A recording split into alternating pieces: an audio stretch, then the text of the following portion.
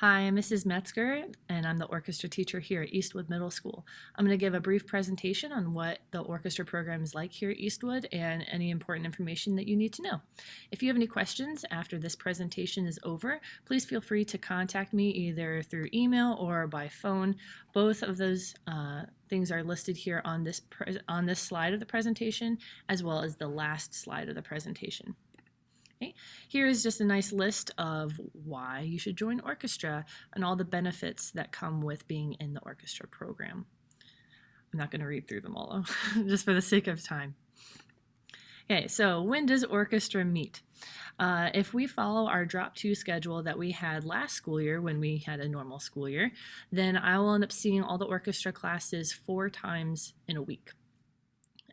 What days those are will vary depending on what period or block your child would have orchestra.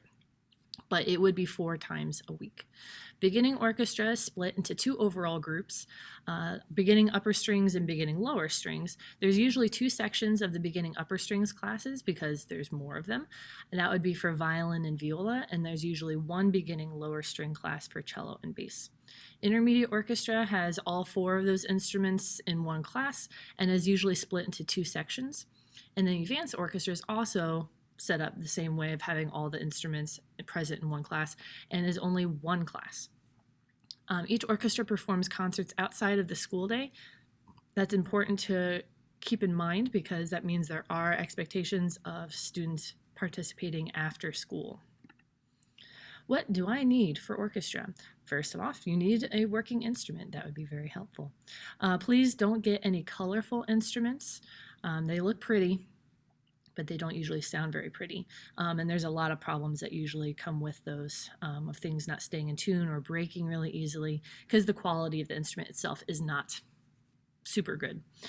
Please don't purchase an instrument in general if you can, until your student has stopped growing. And that's because orchestra is different than band. Band's kind of a one-size-fits-all. But for orchestra, as a student grows, they need to get a bigger instrument. So whatever instrument you would buy for your child now wouldn't necessarily fit them in the future. So it's not really a good investment to go and do that. And going along those lines of not purchasing an instrument, please do not purchase an instrument from Amazon. It seems like a good deal to go and spend $150 and get the whole package, but there's a reason why it's that cheap. It's not usually a very good instrument. And again, just like the colorful instruments, there's a lot of problems that usually come with that. Okay, students also need a music stand, and they'll need a method book for class. Beginning orchestra students will need Essential Elements for Strings Book 1. Intermediate orchestra students need Essential Elements for Strings Book 2, and Advanced Orchestra needs Essential Technique for Strings Book 3. That's still within the same series of books, but it's just Essential Technique instead. Okay.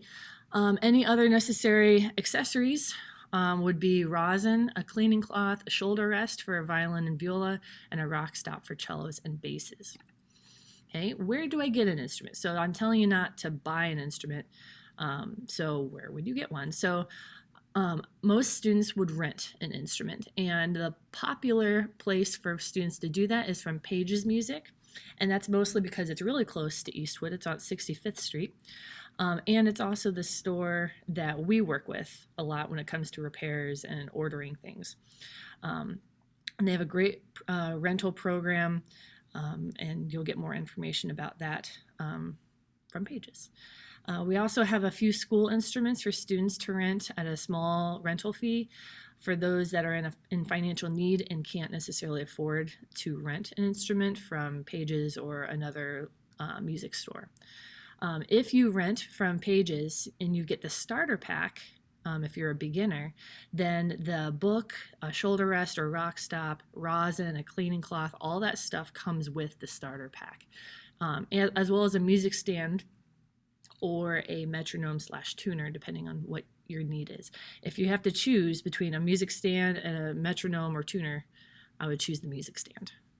That would be my advice to you, unless you already have a music stand.